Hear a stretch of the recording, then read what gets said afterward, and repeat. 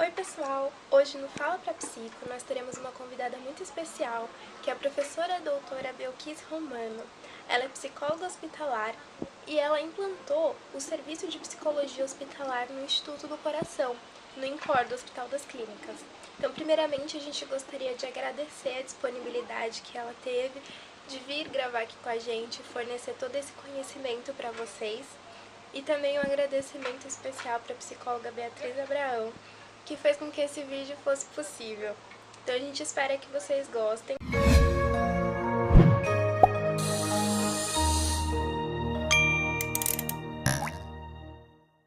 Bom, eu começo essa gravação aqui agradecendo, porque é uma coisa bastante difícil para o brasileiro se acostumar em resgatar a história, né? E entender trajetórias. E dentro da psicologia, o Conselho começou com esta linha de reescrever a história. Mas é muito difícil, acho assim, nós estamos acostumados mesmo com brasileiros, e principalmente os jovens, né, a resgatar a história. E nesta minha fase da vida, eu penso que a história ela pode ser reescrita, ela é reescrita, ela é introduzida segundo alguns interesses pessoais, alguns dados são considerados menores, mas são circunstanciais para a gente entender essa história, de forma que eu sou uma pessoa descrente hoje, tudo está escrito sobre a história, sobre qualquer história, porque estou vivendo hoje, né, esse resgate gravado, pontuado por mim. Lógico que eu vou trazer a minha visão, mas nós não estamos acostumados, né? E eu tenho visto muita política no resgate das histórias, muita arrogância até, de pessoas que se colocam, que querem ser introduzidas, custe o que custar na vida, e este não é um bom caminho. Então, eu vou começar falando sobre, eu tenho um roteirinho aqui das minhas perguntas, né? E eu vou ter que ver uma colinha aqui. Então, na fase de vida que eu estou atualmente, eu estou me perguntando muito assim, por que as pessoas fazem isso, né? E a minha trajetória foi super simples, do meu ponto de vista, que sou uma pessoa absolutamente pragmática. A minha trajetória foi super simples, eu fui fazendo as coisas na medida em que elas estavam sendo oferecidas pelo universo até, no momento em que eu estava perto de pessoas que podiam me ajudar, e as coisas foram acontecendo. A pessoa certa no lugar certo, com as outras pessoas certas. E um pouco de incentivo, e um pouco de desafio, um pouco até da juventude mesmo, de chegar e falar, eu posso, eu quero e eu vou fazer, né? E fiz. E a minha tristeza hoje é ver que pessoas que talvez até tenham tido alguma colaboração, queiram se introduzir dizendo que foi eu que fiz. Então, eu vou deixar registrado aqui o meu primeiro desconforto. Vou falar mesmo, nessa data de hoje, daqui a uns 10 dias, mais ou menos, vai acontecer o Congresso da Sociedade Brasileira de Psicologia Hospitalar, que eu fundei, porque tinha expertise naquele momento. Eu fundei, fiz e faria tudo de novo. Mas não fui convidada para esse congresso. Então, parece que eu devo ter ou desaparecido, ou desaprendido, ou quem sabe até morrido, e eu nem fui avisada, né? Para não ser convidada. Será que não tenho mais contribuição? Pode ser. Mas a história se perdeu, né? Ou se perde, enfim.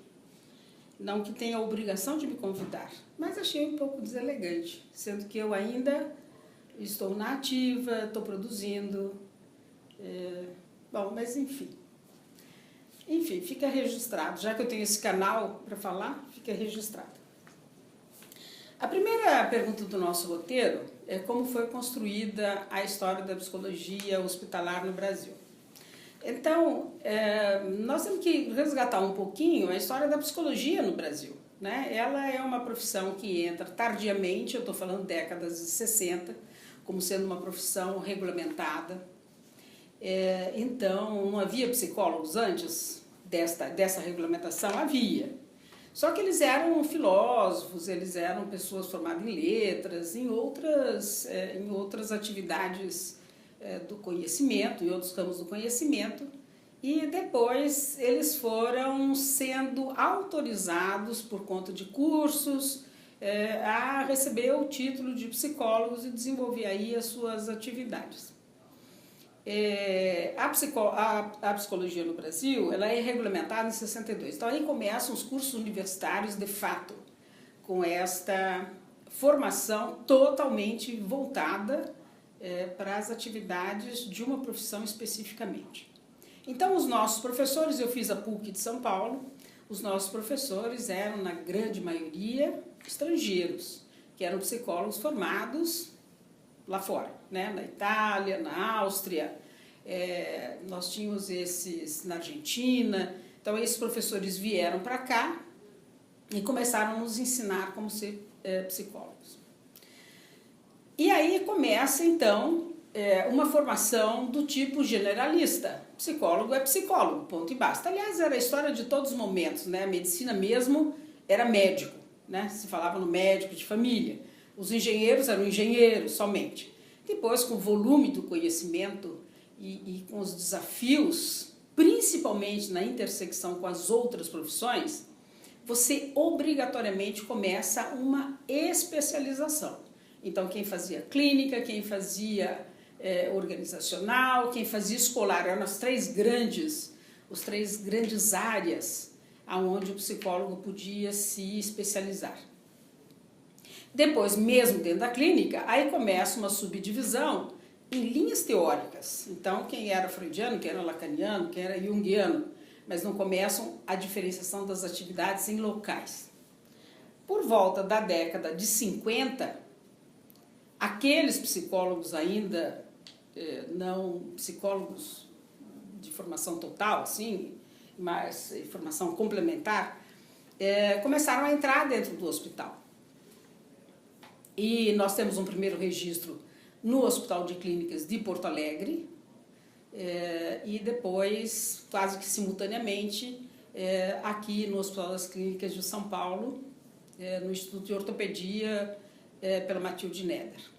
Por que nós pontuamos especificamente esses dois locais? Antes disso, tinha outros psicólogos dentro do hospital? Tinham.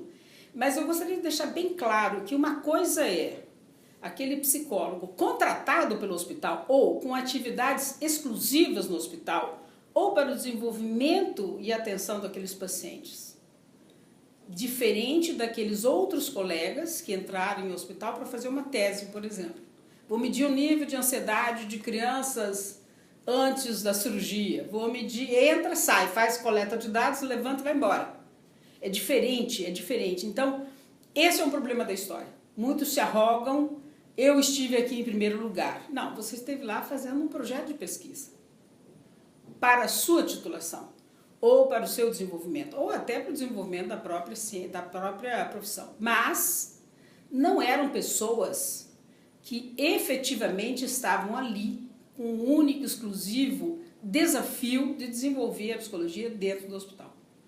Então a gente volta para 1954, vou falar especificamente da Matilde Neder aqui no Hospital das Clínicas, na ortopedia, onde ela começa, e vocês podem assistir outros vídeos em que ela mesma depõe, né, que ela começa com bastante insegurança, que ela não sabia o que ela tinha que fazer.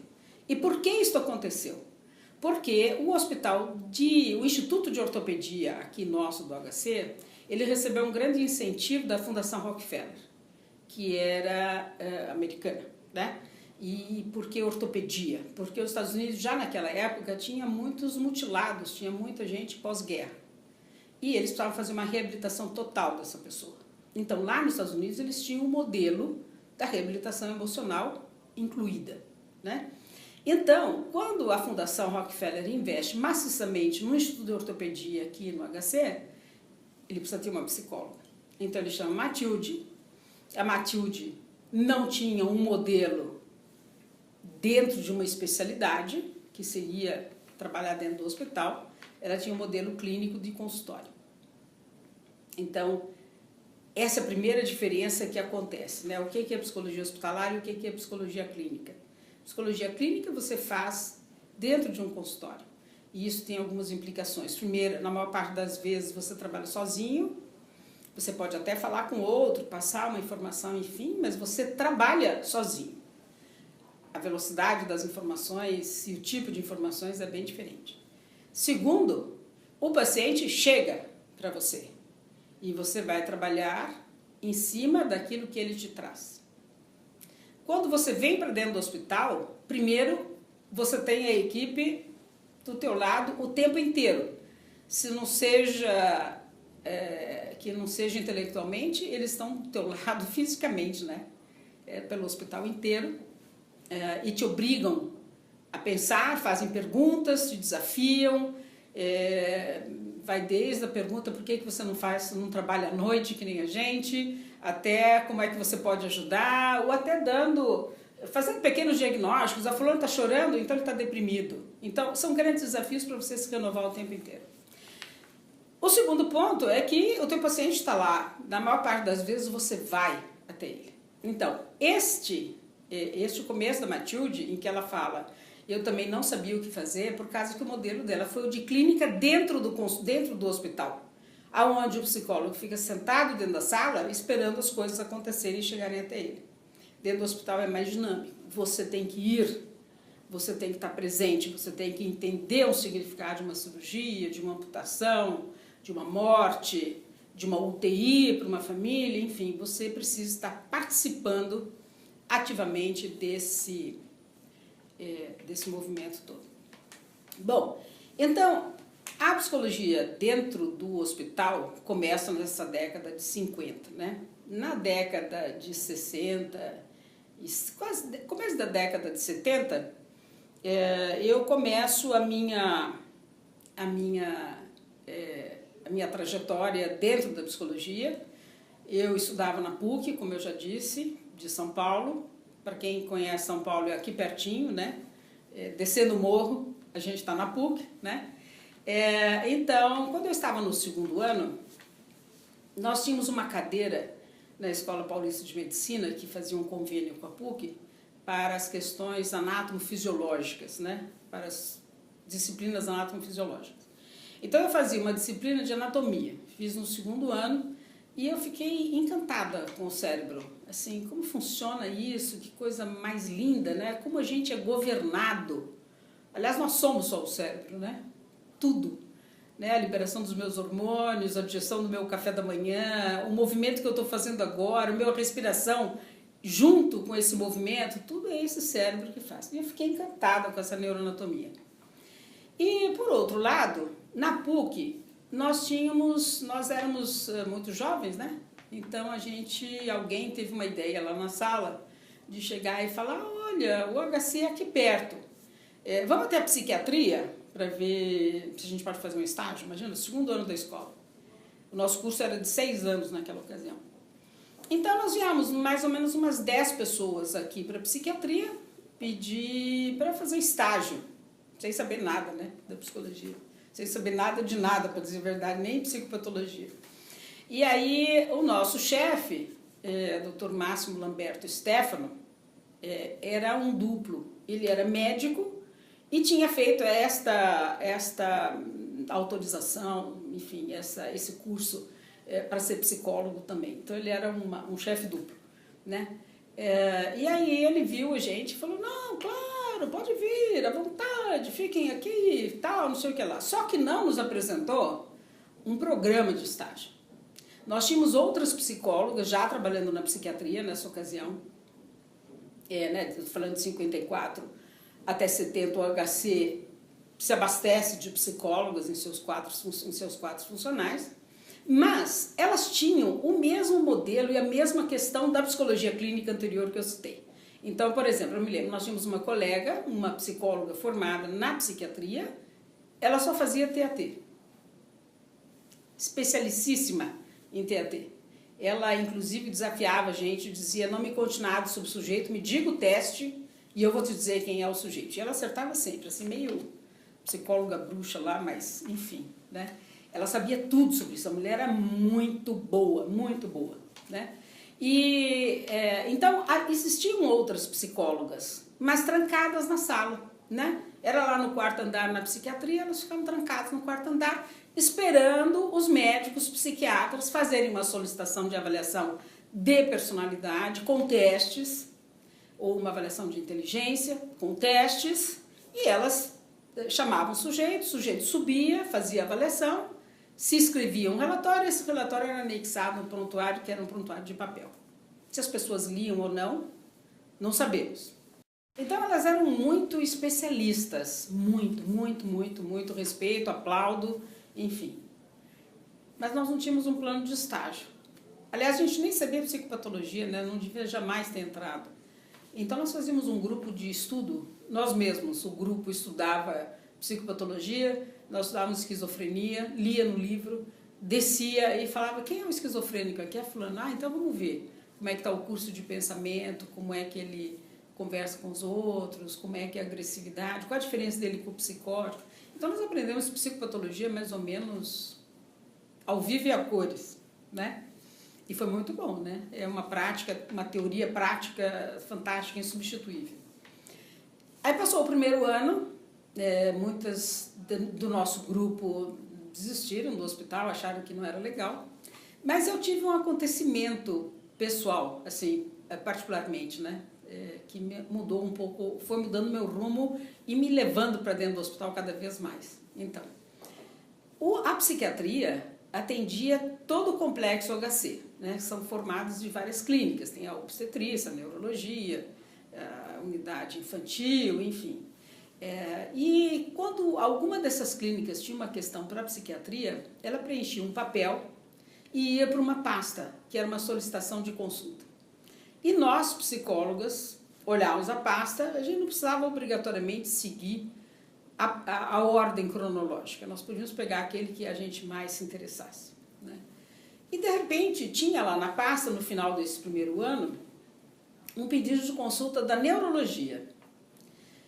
E eu, como estava encantada com aquele cérebro que eu estava passando o ano inteiro estudando, peguei a pasta, peguei o pedido e perguntei para o chefe, eu posso atender na neurologia esse paciente da neuro? Ah, pode, tudo podia, né? Isso vai ter uma importância na hora que eu for falar sobre como eu implantei, como eu pensei o serviço de psicologia do INCOR. Bom, então chamei o paciente veio, era um mineiro, me lembro perfeitamente bem, a gente aprende muito com o paciente, muito, vocês não têm noção do que a gente aprende, né? Eu chamei esse paciente e ele me disse que o diagnóstico dele era mal de Lewis. Eu nem sabia o que era aquilo, né? Mas aí ele pegou e ficou me dando uma aula, né? Ele tinha um problema, já estava comprometendo a motricidade dele por conta de sífilis. Ele tinha uma irmã que também tinha esse problema e, enfim. Aí me ensinou, fizemos os testes da ordem neurológica, o quanto de atenção da parte de cognição dele estava comprometido ou não. E o próprio paciente me põe um convite que é eu mesma ir avaliar a irmã dele, que estava internada na neurologia e que estava com a doença mais avançada que o dele. Então, de forma que eu aprenderia a história da doença. Você vai ver um paciente no começo, vai ver um paciente depois. Nossa, eu achei fantástico esse convite. Perguntei para o meu chefe, e aí, posso ir? Aí ele respondeu, claro, pode ir. Então eu fui. Até a neurologia, diferente dele, que o paciente vinha até nós. Quando eu cheguei na neurologia, não só pude ver a irmã, como os neurologistas ficaram encantados que eu tivesse chego, porque eles tinham um monte de pedidos. Por exemplo, tinham uma enfermaria só de crianças com hidrocefalia. E nessa época a neurologia estava fazendo uma derivação, né, dos forames para aliviar essa pressão intracraniana, e eles queriam saber se essa criança tinha um déficit cognitivo antes e se ela melhorava depois da cirurgia. Então, o convite foi imediato. Venha para cá e comece a avaliar todas as nossas crianças. venha para cá e avalie direção, sentido, orientação tempo espacial dos pacientes. Venha para cá, bom, enfim, eles queriam que eu ficasse lá. E eu fui ficando, para dizer a verdade, né? Fui ficando de tal forma que eu já nem ia mais para a psiquiatria, apesar de eu ser uma estagiária da psiquiatria, eu passava meus dias na neurologia com eles. E foram desafios bastante interessantes, primeiro porque nós crescemos juntos nas perguntas, segundo porque eles estavam completamente abertos para me ensinar, terceiro, tinha uma colaboração efetiva de todo o grupo. Por exemplo, as crianças com hidrocefalia, elas ficam com a cabeça muito grande. Eu era menina, nunca tinha pego nenhum bebê no colo. Então, para fazer a avaliação dessas crianças, as enfermeiras pegavam as crianças para mim e ficavam segurando para eu aplicar um teste de Gesell ou fazer uma avaliação, enfim.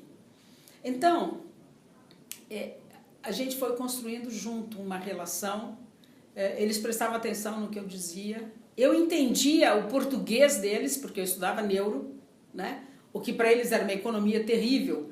Que bom que você entende o que nós estamos perguntando. E foi ótimo. Aí eu passei esse ano lá, fantástico. No final desse ano, aí começaram a vir os outros pedidos.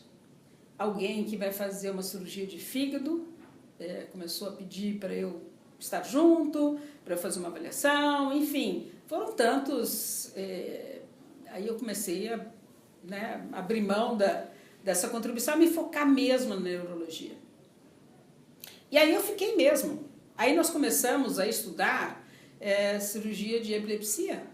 Estava recém-chegado o Dr. Raul Marino, que estava vindo dos Estados Unidos, onde eles faziam cirurgia de remoção do foco epilético, sem nenhum outro comprometimento para o paciente, neurológico, da ordem neurológica.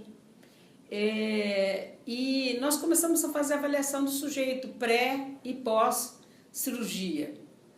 E foi fantástica essa nossa relação. Bom, ao lado disso, eu estou quase me formando, né? Foi passando o tempo e eu estou quase me formando. Então, quando eu me formei, que era no final do ano, quando eu me formei, não, quando eu estava me formando no último ano, então o Raul Marino resolveu que eu deveria estar indo para Boston fazer um estágio com a doutora Brenda Milner, que era ainda é a super especialista dentro do conhecimento da neurologia nos Estados Unidos, né, junto com o Luria, que também é outro grandíssimo estudioso desta área. Eu ia então para Boston para fazer o estágio lá com a Brenda Milner. E nesse momento, que eu já estava fazendo as malas, né, empacotando tudo para ir embora para os Estados Unidos, nesse momento, o professor Zerbini, que é uma figura internacionalmente conhecida dentro da cardiologia, chega na neurologia e fala, olha, nós estamos fazendo cirurgia de coração, de pontos de safena, né, para coronariopatias, e esse paciente fica um tempo na máquina de perfusão. Quer dizer, o coração dele durante a cirurgia tem que ser, aspas, desligado, né, para a gente fazer a intervenção. Então, existe uma máquina coração-pulmão artificial que mantém o fluxo do sangue no corpo, mantém a oxigenação, mantém a temperatura, enfim, né? Para o sujeito não morreu, simplesmente o coração está parado, mas a máquina faz às vezes. Só que nós temos um problema, porque a máquina ela não é perfeita nos filtros. E muitas vezes o sujeito sai com o coração reabilitado, né? Consertado, vamos chamar assim, com a coronária refeita, mas ele sai com um problema neurológico. Então, nós vamos fazer essa avaliação. O mundo inteiro está testando novos filtros para a máquina e nós vamos fazer essa avaliação neurológica. Esses filtros são bastante interessantes, só para esclarecer, não sei quem é que está me ouvindo, mas esse filtro segura, por exemplo, bolhas de oxigênio. Então, o oxigênio no nosso corpo hoje ele está sendo inspirado, não é? E o pulmão faz às vezes desse filtro de passar esse oxigênio para dentro do sangue. Na máquina, esse sangue era borbulhado, esse oxigênio era borbulhado no sangue. Então, que nem bolas de ar, de refrigerante ou de champanhe, né? Tem algumas maiores, outras menores, enfim. Então o filtro segurava algumas coisas justamente para não devolver para o sistema circulatório um êmbolo, né? A bolha era muito grande, entupia a artéria ou a veia e aquele local não era irrigado. Então o mundo estava estudando esses filtros e precisava então fazer num estudo duplo cego, quer dizer, só o cirurgião saberia qual era o filtro que estava sendo usado e a gente veria os testes se tinham sido melhores ou piores.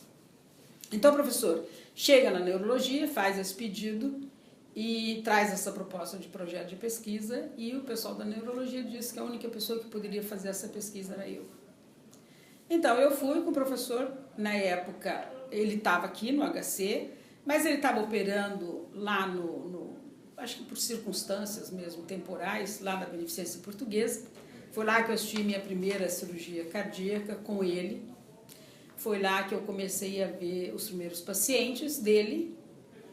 E, enfim, aí eu cheguei num dilema, porque aí o Instituto do Coração está começando, quer dizer, o prédio estava ficando pronto. Isso é 1974. E eu tinha acabado de me formar, e ou eu ia para os Estados Unidos, ou eu vinha para cá, para o INCOR. Então esse foi um dos grandes dilemas da minha vida, grandes dilemas, né? Naquela época a gente não viajava tanto como vocês hoje, né? Que faz intercâmbio, todo mundo precisa ir para fora, não sei o que mais. Depois eu era mais acomodada mesmo, assim, em vez de ir para lá, posso ficar aqui no quintal de casa, então eu vou ficar no quintal de casa, enfim. Acabei ficando, conversei com muita gente importante para a minha vida profissional e eram desafios iguais, né? E eu acabei optando por ficar aqui no INCOR, que estava apenas começando. Isso era maio de 1974, foi quando eu fui contratada pelo HC. Eu tinha me formado em dezembro de 73 e em maio de 74 eu estava contratada. E contratada pela psiquiatria, por incrível que pareça, porque lá é que tinha vaga, né? Aqui no INCOR não tinha, só existia o prédio. Então, em agosto, aí sim eu venho de Malicuia para cá, que aí o prédio já tinha condições de receber as pessoas, ainda com as portas fechadas para o público. Então, quando eu vim para cá, em agosto de 74, e o INCOR esse ano está fazendo 40 anos, mas pensando em 1977, quando abriu as portas. Então, eu estou aqui antes de abrir a porta para o paciente. Faço parte, por isso que eu não sou convidada para os lugares, está vendo? Porque eu praticamente virei embalsamada. Mas foi muito bom. Então, em 74... nós viemos em 13 pessoas aqui para o INCOR, 13 profissionais, representando cada uma das áreas profissionais da equipe. Então, veio assistente social, veio farmacêutico, vieram várias enfermeiras, né? Uma enfermeira-chefe, uma enfermeira de pronto-socorro, uma enfermeira de centro cirúrgico, veio uma bibliotecária, uma fisioterapeuta, nós éramos em 13. Tínhamos engenheiro no grupo, enfim. E para que vieram os 13?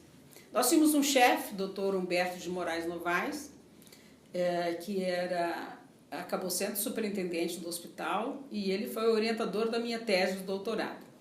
Dr. Humberto é uma figura ímpar, né? Ele é médico, trabalhava até recentemente na Organização Mundial da Saúde, tinha uma visão inacreditável sobre saúde, sobre funcionamento da equipe, sobre esse ser biopsicossocial, sobre conjugação de saberes.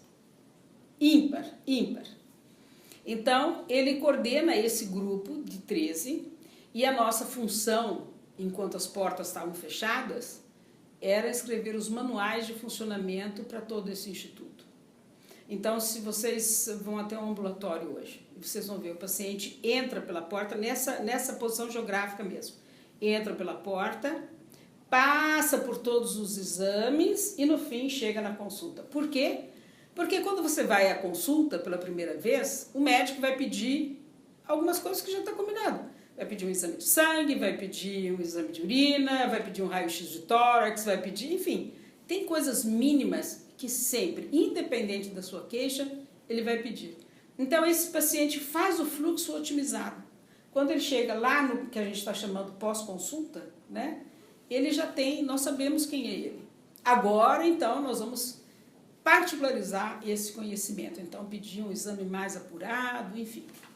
Então, geograficamente, isso daqui é um ganho da equipe multiprofissional até. O trabalho de conjunção, então, era nos manuais, nós tínhamos listas de procedimentos, onde é descrito cada um dos agentes, quais é a sua ação e como é que passa para o outro. E essa construção não tinha no HC inteiro. Nós somos os primeiros a ter.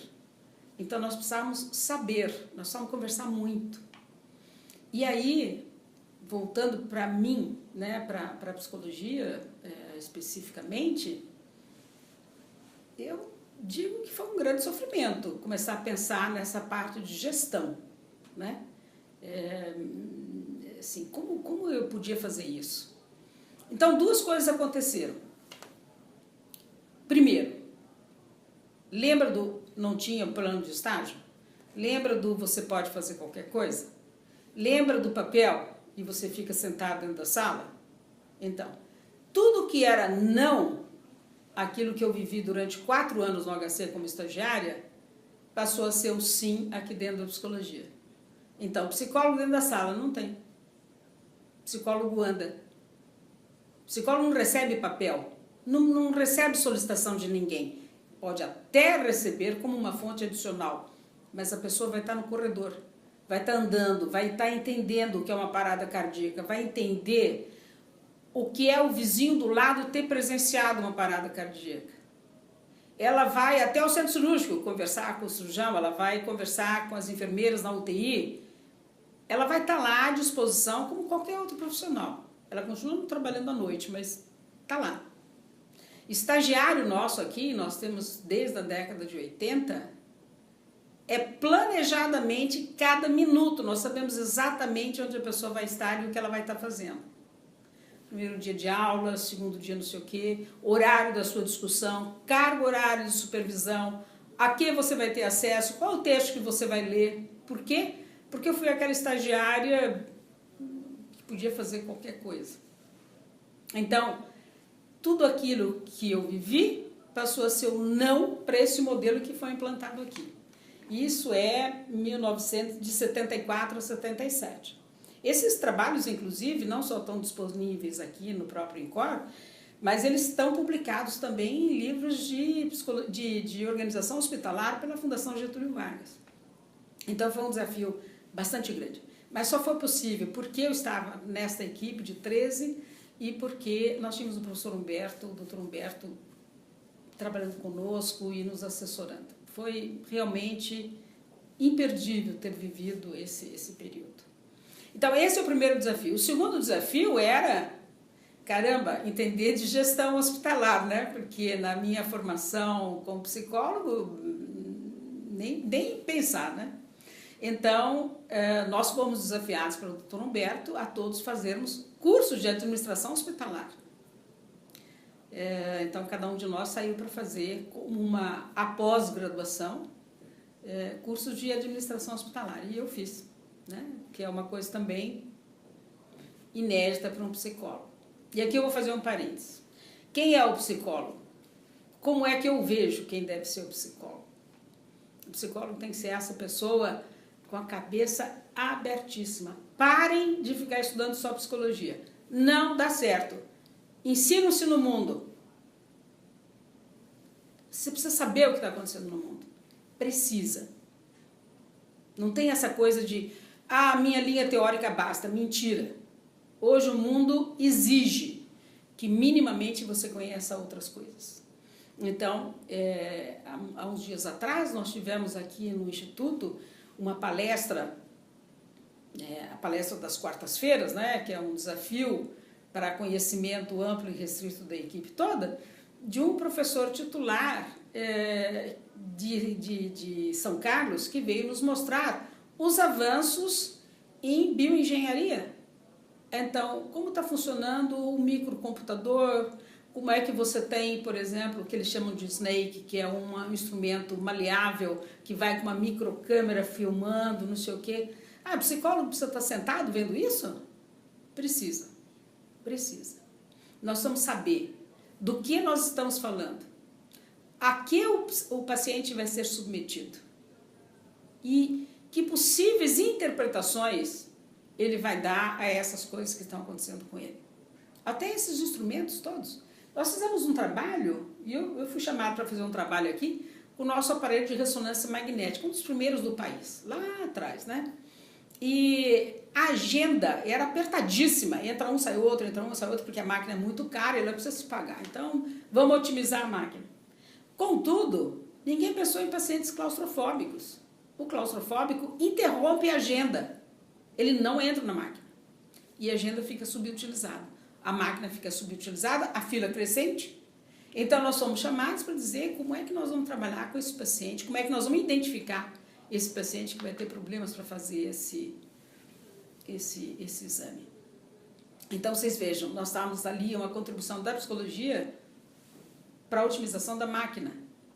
Isso é trabalho de psicólogo? É. Você precisa estar junto de uma questão da equipe multiprofissional e junto de uma questão trazida pelo paciente. Então, como é que nós vamos conjugar essas duas coisas? Não pode ficar trancado na sala. Não é o modelo do consultório dentro do hospital, não pode. Porque as coisas estão acontecendo e você precisa estar lá. Além disso, você estando lá no convívio, você mostra para as pessoas, oh, estou aqui, né? Não se esqueça, se você tem uma pergunta emocional, pergunte para mim. E se você está longe dos olhos, fazer um trocadilho lá, você vai ficar longe do coração também, né? Bom, então foi assim que eu fui dentro da psicologia hospitalar, foi assim que eu fui ficando dentro do hospital. Então, talvez eu ouse dizer que não fui eu que escolhi o hospital, mas o hospital que me escolheu, né? Porque eu fui ficando. Fui ficando e dando a minha contribuição de crescimento da profissão, de muito respeito na formação das pessoas, tendo certeza que nós podíamos e deveríamos formar as pessoas que elas têm direito e dever, né, de saber exatamente o que elas vêm fazer aqui, como é que ela entra e ao final do projeto, do programa, o que ela terá conquistado, o que ela terá aprendido. Por outro lado, essa daqui é uma instituição de ensino. Então, a titulação acadêmica também é muito valorizada aqui dentro. Até para você falar com os outros, né? Do tipo, né? Em que estágio acadêmico você está, né? Então, eu comecei a fazer um mestrado. Naquela época, por conta desse começo de tudo, nós não tínhamos mestrado em psicologia clínica, que é a que mais se aproxima do modelo para trazer para dentro do hospital, em termos de conhecimento, não em termos nos outros todos os parâmetros. Enfim, então, na PUC, nós tínhamos um mestrado de otorrinolaringologia, e nós poderíamos talvez fazer alguma coisa com aquele lobo temporal, né? Vê que a história vai indo e voltando, né? Lobo temporal, audição e, enfim, alguma coisa desse jeito, ou remoção de tumor, de temporal, enfim. Então eu comecei a fazer o meu mestrado na PUC de São Paulo dentro desta especialidade. Logo depois abriu a clínica, então eu migrei do mestrado da otorrino para o mestrado da psicologia clínica, que era mais perto da minha realidade, daquilo que eu queria fazer. E, enfim, recebi meu título de mestre na psicologia clínica, na PUC de São Paulo. Aí, logo depois, eu comecei o meu doutorado também na PUC. E aí, já nesse doutorado, na clínica, no mestrado, eu fiz um trabalho sobre clínica mesmo. Então, a avaliação dos pacientes que eram submetidos ao exame hemodinâmico, a avaliação desses pacientes emocionalmente, né, do ponto de vista emocional. Daí eu fui para o doutorado. No doutorado eu já tinha um outro caminho muito desenvolvido, que é a congregação dos colegas, né? nesse momento da história, eu já estava muito interessada em que a gente compartilhasse atividades, que a gente ensinasse, que a gente atualizasse rapidamente. Então, eu recebi o desafio da Sociedade de Cardiologia do Estado de São Paulo para começar a fazer parte do simpósio deles anual. E começar com atividades primeiro incipientes, isso foi o primeiro ano. No segundo ano desse nosso convívio com a sociedade, já estávamos montando o Departamento de Psicologia da Sociedade do Estado de São Paulo. Para vocês terem a importância da SOCESP, ela é o congresso maior que tem no país. Ela reúne mais gente do que o próprio Congresso da Sociedade Brasileira de Cardiologia. Por quê? Porque em São Paulo estão todos os movimentos, estão concentrados os grandes hospitais, os grandes nomes, nós temos uma grande responsabilidade. Enfim, montei o Departamento de Psicologia Hospitalar, de Psicologia em Cardiologia, na SOCESP no Estado de São Paulo. Imediatamente, a Sociedade Brasileira de Cardiologia disse, epa, então peraí, então nós temos alguma coisa para contar para o país, não vamos ficar só no Estado. Então, vamos começar a montar, né? A sociedade não estava organizada para ter esses departamentos, mas ela começou a montar e a propor para a gente a nossa participação nos congressos deles, brasileiros, e aí eu pude montar o Comitê de Psicologia em Cardiologia, um comitê brasileiro de psicologia em cardiologia. Então, eu tenho para mim muito claro essa necessidade de congregação de saber, de compartilhar ideias, esta coisa de juntar gente, como fazem os médicos mesmos, em termos de atualização, em termos de se conhecer, de troca, de facilitador, por exemplo, de troca entre estágios, enfim. Então, eu monto o comitê. Nessa época também já estou escrevendo livros, então o meu primeiro livro, esse aí vai ser difícil vocês acharem, alguma biblioteca aqui deve ter, na do INCOR tem com certeza. O Psicologia Aplicada à Cardiologia foi um livro patrocinado pelo fundo editorial BYK, BYK. Esse fundo editorial fazia aniversário. Então, o livro de psicologia foi lançado como sendo um marco comemorativo do fundo editorial BYK. Depois disso, eu ainda comecei, produzia muito do ponto de vista científico, nas revistas de cardiologia, principalmente, porque a psicologia tem grandes dificuldades para fazer publicações. E tanto é verdade que quando a Sociedade Brasileira de Cardiologia fez 50 anos, ela publicou um livro com marcos comemorativos. E o meu livro foi apresentado como sendo um marco comemorativo dentro da SBC. Me dá muito orgulho ver o reconhecimento que os médicos tiveram sobre o nosso trabalho. Bom, então, eu estou já nesse movimento de congregação, né? Proponho em 88, eu acho que é 88, um encontro nacional de psicólogos da área hospitalar, que foi aqui no Centro de Convenções Rebouças. Não quero deixar de agradecer muitíssimo a minha equipe do serviço naquela ocasião, que arregaçou as mangas e fizemos acontecer. Nós estávamos programados para receber 600 pessoas, que é a capacidade do grande auditório. Para nossa surpresa, vieram 900 pessoas. Nós não tínhamos onde colocar, só chegava gente com mala ou ônibus, era uma coisa inacreditável. E aí eu torno a agradecer à Fundação Zerbini, porque rapidamente a Fundação organizou numa outra sala uma transmissão simultânea para a gente receber todo mundo.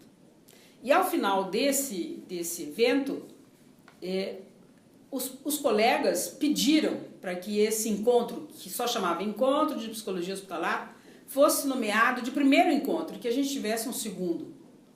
E isso aconteceu, o segundo, o terceiro, enfim. E isso começou a ser a base do encontro para nós construirmos a Sociedade Brasileira de Psicologia Hospitalar.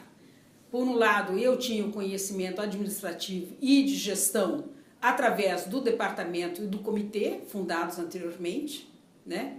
tem uma parte até cartorial bastante importante, eu já tinha esse conhecimento, então começa o movimento para a construção da Sociedade Brasileira de Psicologia Hospitalar. Mas eu estava falando do doutorado, lembra? Então eu não esqueci. O doutorado foi o seguinte, eu saí um pouco da cardiologia e fiz um levantamento, um questionário nacional sobre quem eram os psicólogos que estavam fazendo psicologia hospitalar no país. Então, ao mesmo tempo que eu começo essa base para a sociedade, eu começo a mostrar para a própria psicologia que você tem um corpo de conhecimento que é especificamente a psicologia hospitalar. É uma especialização, obrigatoriamente. Então, a minha tese de doutorado, orientada pelo Dr. Humberto de Moraes Novaes, que tinha essa visão de gestão, de grupo, enfim, grande incentivador de todas as profissões, não é? Então eu faço esse primeiro levantamento. Nem o conselho tinha esse levantamento. E esse levantamento virou a minha tese de doutorado e depois ele vai servir de base para a minha outra tese, que é a tese de livro-docência, que foi 10 anos depois. Então, eu pude fazer na livro-docência uma comparação entre o que tinha acontecido na última década com relação à psicologia hospitalar. Então foi essa a minha trajetória, né? Construindo um saber de ciência, produzindo ciência, formando pessoas e contribuindo para uma sedimentação, um reconhecimento como psicologia hospitalar existente, ponto e basta, não se discute mais. Agora, uma vez eu publiquei um trabalho em cardiologia, numa revista super importante. E o trabalho saiu, foi aprovado, não sei o que, e saiu publicado. Nossa, super feliz, né? Mais um, enfim. Eu fui chamada na sala do professor titular, então, o Dr. Fulvio Pilege. Falei, nossa, vou tomar bronca por alguma coisa, né? Porque quem é chamado, sabe aquele tipo paizão, né? Quem é que é chamado pelo professor? Bom, então vou lá eu. Pronto, professor, cheguei. Menina, esse seu... E eu não tinha visto a revista ainda. E o trabalho foi capa da revista. Era a chamada da revista. O que significa isto? Não, professor, o que significa isso? Ele diz assim, significa que você vai aumentar o número de inimigos que você tem. Porque quanto maior a árvore, maior a sombra. Foi esse o recado que ele me deu. Eu não sei se eu não entendi, eu não queria entender, tipo assim, será? Tá bom. Então. Aí começam as grandes... Começam não, né? Continuam os grandes problemas com relação a tudo. A essa política, a tudo. Então, uma das primeiras coisas que imediatamente já pude sentir é um grupo de teóricos e acadêmicos começaram a questionar o que era psicologia hospitalar e que psicologia hospitalar não existe. Para vocês entenderem o problema com relação a esta interpelação da árvore, né? Como é que começa isso? Psicologia hospitalar é uma coisa que não existe, isso não existe, existe psicologia da saúde. O mundo inteiro tem psicologia da saúde, não tem psicologia hospitalar. Não é verdade. A psicologia hospitalar está dentro da psicologia da saúde. Por quê? Porque se você tiver uma compreensão de saúde, você vai ver que ela começa desde o ambulatório, onde você faz coisas simples, tipo carteira de vacinação, que é para prevenir o adoecimento, isso é saúde. Até você chegar, por exemplo, numa atenção quaternária, que é uma intervenção em hospitais de especialidade. Isto faz parte de um bloco saúde. Então, aquela psicologia dentro do hospital não é a psicologia que você vai aplicar no ambulatório. A psicologia que você vai aplicar com esse paciente que já está doente dentro do hospital não é aquela psicologia que você está fazendo de prevenção aqui por exemplo, puerperal, materno-infantil. Não tem nada a ver. Não tem nada a ver. Isso é um processo. Então, a psicologia hospitalar existe sim, dentro da psicologia da saúde. Agora, convido você a entrar em qualquer site de qualquer associação de psicologia, entrar no rol saúde, e aí você vai ver que a psicologia trata, por exemplo, de doentes. Bom, é uma grande discussão filosófica até. Porque se ela é da saúde, como é que ela está tratando dos doentes? Então, se ela está discutindo desenvolvimento psicomotor dentro de psicologia da saúde, mas espera aí, isso não é psicologia do desenvolvimento? Então, há uma imbricação. É importante que as pessoas saibam disso, né? Que há uma imbricação e que você pode sim fazer recortes, sem prejuízo do todo. Agora, uma coisa que eu quero deixar bem claro. É uma especialidade. A psicologia precisa parar com essa coisa de que um psicólogo é generalista, ele faz qualquer coisa. Aliás, nós temos mesmo colegas que de manhã trabalham no RH e de tarde trabalham dentro do hospital. Assim, eu não consigo entender esses saberes. A gente não dá conta de saber, de acompanhar o ritmo, até de conhecimento. Então, o que acontece? Por que como é que você pode conjugar duas coisas? Enfim, então nós tivemos esses desafios do tamanho da árvore, né? A começar até por essa discussão de psicologia hospitalar não existe, até nós culminarmos, evidentemente, nós provamos até com a presença da Sociedade Brasileira de Psicologia Hospitalar, que é uma especialidade. O Conselho, na ocasião que podia conferir o título de especialista, conferiu o título de especialista em hospitalar, portanto, reconhecendo de maneira inequívoca que isso existe e que precisa ter um saber, enfim, né? E nesse sentido, eu faço um alerta para o aluno que está interessado na psicologia hospitalar. Você vai determinar o mercado. Não faça qualquer coisa. Hoje nós temos cursos que são teóricos. Como pode ter um curso teórico em psicologia hospitalar? Cursos de gente que dá no consultório e que o aluno não tem acesso ao hospital. Como é que é isso? Eu não consigo entender, né? Mas você dita o mercado, então, ao escolher, escolha alguma coisa que venha conjugado na prática, e, se possível, um curso que ocorra dentro de um hospital. E não assim, o supervisor na cadeira e o curso acontecendo em outro lugar. Eu também não concordo com isso. Porque aquele supervisor de escola, ele pode ser ótimo em clínica. Quem é que diz que ele está acompanhando o movimento daquele hospital para te orientar melhor, né? Então, é um compromisso que eu tenho com a nossa profissão que merece ser chamada a atenção, né? Bom, então, voltando lá à minha titulação acadêmica, o grande desafio aqui era se equiparar com todo mundo. Todo mundo tem uma carreira acadêmica com titulação, professor titular, professor livre-docente, enfim. Eu gostaria de deixar pontuado que o meu título de professor é um título acadêmico conquistado vigorosamente com defesa de tese, banca, ponto sorteado, prova, enfim, né? Também fico um pouco incomodada com as pessoas que se arrogam. Eu também sou professora, não é verdade. É uma titulação completamente adquirida segundo a sua trajetória de vida.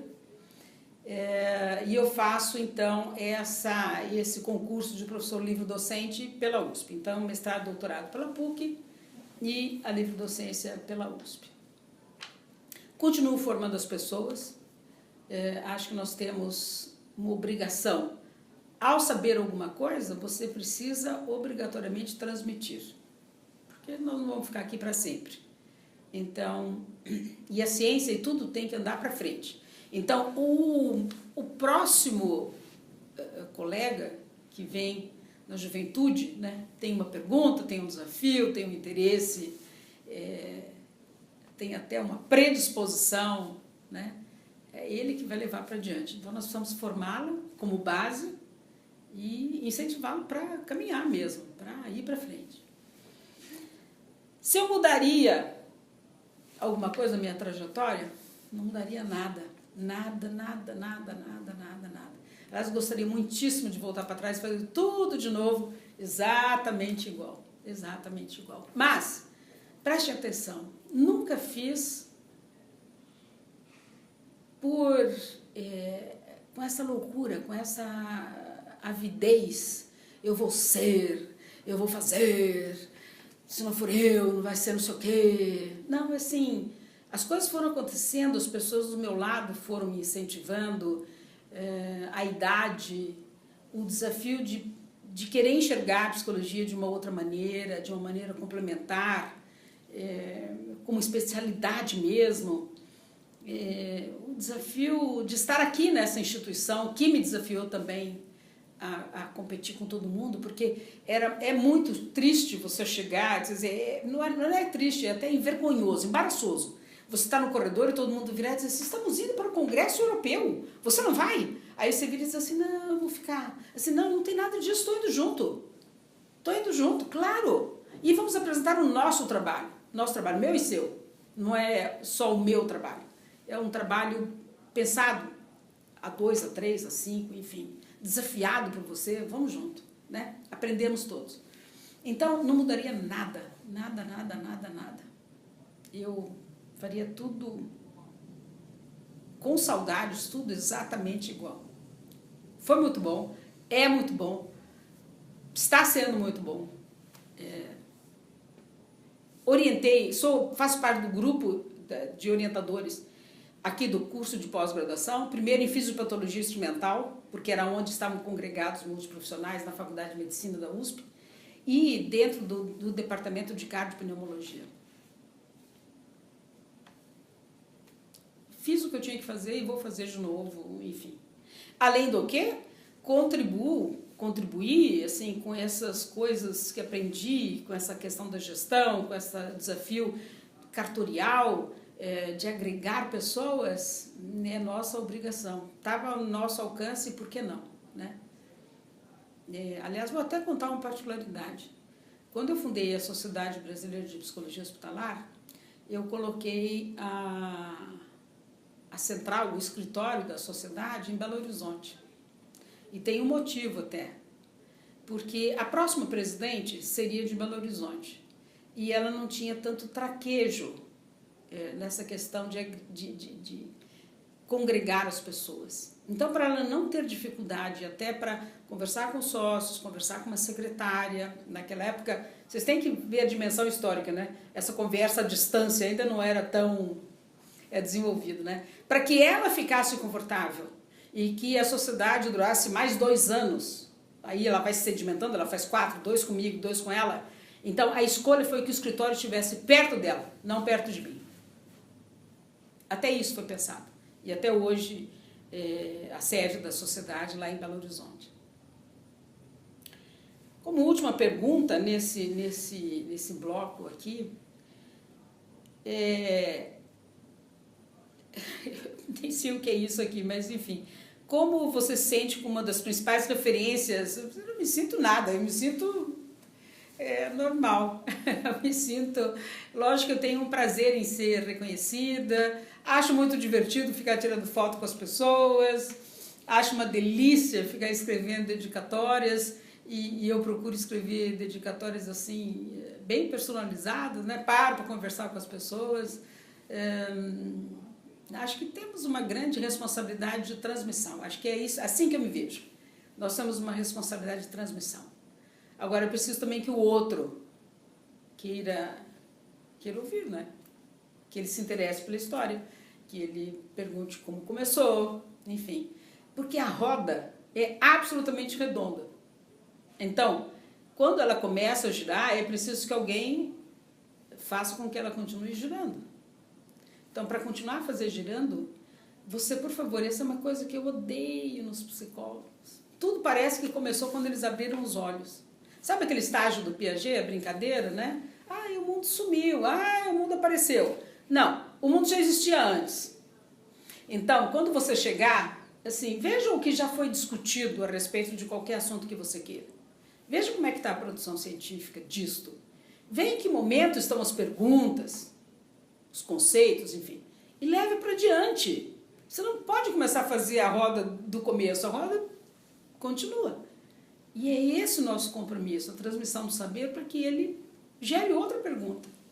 E que ele se comprometa com esse movimento inteiro, com esse movimento todo. Se vocês gostaram, se inscrevam no canal, curtam o vídeo que tem mais novidades vindo por aí.